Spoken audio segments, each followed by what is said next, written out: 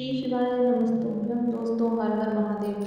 आज के इस वीडियो में हम आपको पार्थिव शिवलिंग के निर्माण से संबंधित संपूर्ण जानकारी बताने वाले हैं। तो शिव महापुराण कथा में गुरुजी पंडित प्रदीप मिश्रा जी ने बताया है कि पार्थिव शिवलिंग किस मिट्टी से बनाना चाहिए, किसको किस मिट्टी से बनाना चाहिए। जैसे ब्राह्मण है तो वे श्वेत मिट्टी से बनाएं, सफ़ेद मिट्टी से बनाएं, वैश्य है तो पीली मिट्टी से, क्षत्रिय है तो लाल मिट्टी से और शूद्र है तो काली मिट्टी से।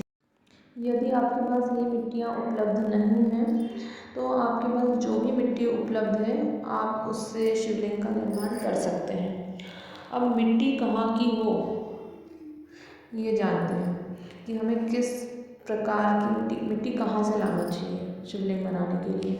तो हमें ऐसी जगह से मिट्टी लानी चाहिए जहाँ पर कोई गंदगी ना हो, जहाँ कोई गंदगी ना हो, यहाँ जहाँ बिल्कुल साफ जगह हो, हमें वहाँ से मिट्टी लानी चाहिए।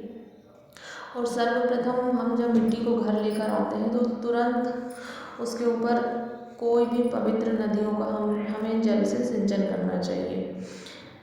जब भी हम मिट्टी लाते हैं, यदि हमारे पास किसी पवित्र नदी का जल नहीं है तो हमें जल में इत्र मिलाकर हम मिट्टी को पवित्र कर सकते हैं। इत्र नहीं है तो हम दूध मिलाकर उसमें सिंचन कर सकते हैं।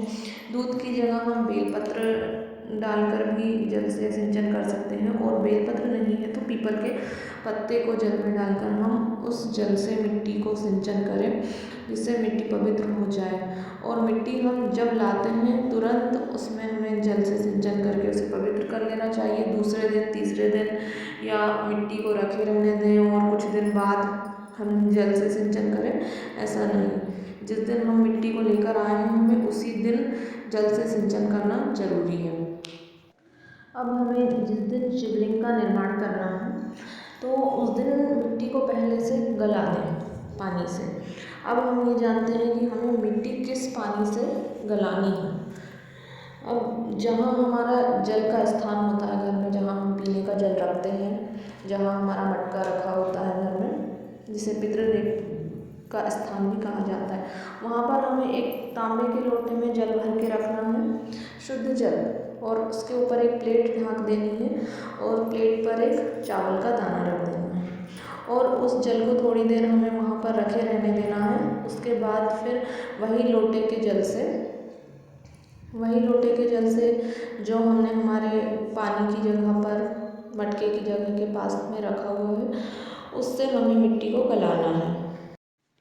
अब शिवलिंग निर्माण हम जिस पात्र में कर रहे हैं तो उस पात्र में पहले हमें एक सीधा बेलपत्र रख लेना है। बेलपत्र की डंडी उत्तर दिशा में होनी चाहिए और फिर उस बेलपत्र के ऊपर हमें शिवलिंग का निर्माण करना है।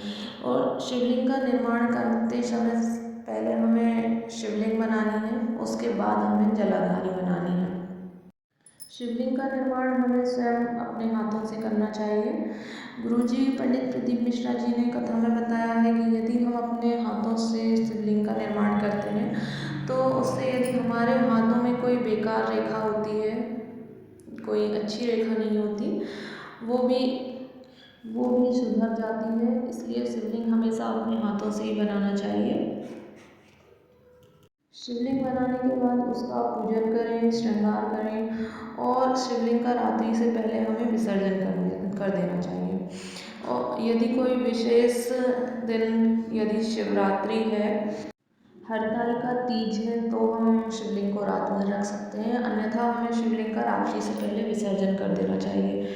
अब शिवलिंग विसर्जित करते समय हमें किस बात का ध्यान रखना चाहिए।